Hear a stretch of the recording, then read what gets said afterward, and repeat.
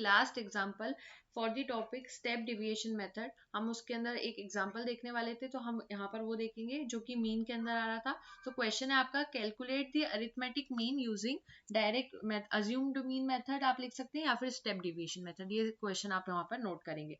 सो सबसे पहले मैं यहाँ पर आपको जो डेटा प्रोवाइडेड है उसको लिख देती हूँ। यहाँ पर एक तरफ आपका मार्क्स वाला एरिया बनेगा, मार्क्स, और दूसरी तरफ आप लिखेंगे नंबर ऑफ स्टूडेंट्स। तो एक तरफ आ जाएगी मार्क्स और दूसरी तरफ आ जाएंगे नंबर ऑफ स्टूडेंट्स। सबसे पहले मार्क्स को नोट करिए, 10 से 20, 20 से 30, 30 से 40, 40 से 50, 50 से 60, 60 से 70, 70 से 80। सिस्टमेटिक वे में ही लिखेंगे आप इसको। अब नंबर ऑफ स्टूडेंट्स यानी कि एफ यहाँ पर बनेगा, उसकी वैल्यूज लिखेंगे। तो सबसे पहले यहाँ पर आ जाएगी 10, उसके बाद है नेक्स्ट वाली 18, 18 के बाद आपके पास है 20, 26, उसके बाद 30, 28 और लास्ट है आपके पास 18। ये आपकी वैल्यूज गिवन है जो कि क्वेश्चन में दी गई चीज है। अब सबसे पहले जो चीज हम लोग यहाँ पर आंसर से लिख रहे हैं उसको हम यहाँ से रेड कलर से मार्क कर रहे हैं। सो मार्क्स हो गए। मिड पॉइंट निकालेंगे सबसे पहले आप यहाँ पर। मिड पॉइंट निकालने का तरीका भी आप जानते हैं, मिड पॉइंट जिसको हम क्या कहते हैं, हम उसको x कहते हैं। तो मिड पॉइंट यानी कि x का आंसर आ जाएगा। अब यहाँ पर अब x निकालने की मेथड क्या थी, सबसे पहले आप दोनों को 10 + 20 करेंगे अपॉन 2 करेंगे तो आंसर जो आएगा उसको मिड पॉइंट कहा जा रहा था। तो सबके आप मिड पॉइंट निकालेंगे तो 15/25 अपॉन यहाँ पर 35 आ जाएगा। फिर उसके बाद सॉरी 15, 25, 35 हो गया। उसके बाद नेक्स्ट आपकी वैल्यू आएगी 45, उसके बाद आपकी आएगी 55, 65 और 75। इस तरीके से आपके सारे एक तरफ मिड पॉइंट आ जाएंगे। मिड पॉइंट निकालने के बाद आप यहाँ पर डी फाइंड करेंगे। डी फाइंड करने के लिए यहाँ पर लिखेंगे हम डी का फॉर्मूला। एक हमने अभी जो लेटेस्ट में यहाँ पर देखा था वो यही वाला था हमारा कि D is equals to x minus A upon C. लेकिन उससे पहले जो हमने मेथड देखा था, जो डायरेक्ट फॉर्मूला लगाने के लिए सीखा था, उसमें हम डी को इस तरह से भी कैलकुलेट कर सकते थे, x माइनस ए। तो हम वो भी कर सकते हैं। यहाँ पर x की वैल्यू तो यहाँ पर आई गई है, ये इस साइड दी गई है, और a की वैल्यू आप कैसे निकालते हैं, इसी मिड पॉइंट में से एक अज्यूम कर लें। तो मान लीजिए आपने 45 को यहाँ पर अज्यूम कर लिया। सो आप क्या करेंगे, अज्यूम्ड मीन तो आपका हो गया 45, इसको सॉल्व करेंगे।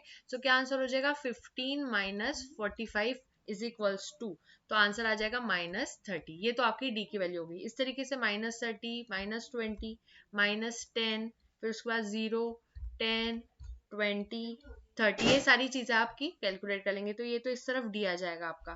फिर दूसरी तरफ अगर आप देखेंगे तो सी निकालने का फॉर्मूला क्या होता है, तो यहाँ पर आप सी अलग से निकालेंगे। सी के लिए हमने मेथड क्या लिखी थी, आप 20 को -10 से माइनस करेंगे तो 20 - 10 10 आएगा, 30 - 20 करेंगे तो 10 आएगा।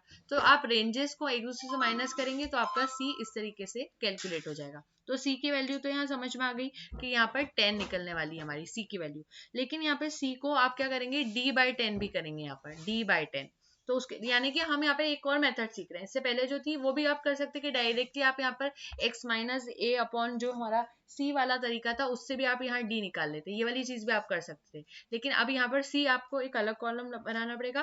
तो d/10 यहाँ पर हो जाएगा। तो यहाँ आंसर आएगा -3, क्योंकि d जो आया है -30 और a यानी कि सॉरी 10, तो -30 अपॉन 10 -3 हो जाएगा। इस तरह से -2, -1, 0, फिर उसके बाद 1, 2, 3, इस तरीके से सारी चीजें करके आप सी का कॉलम बनाएंगे।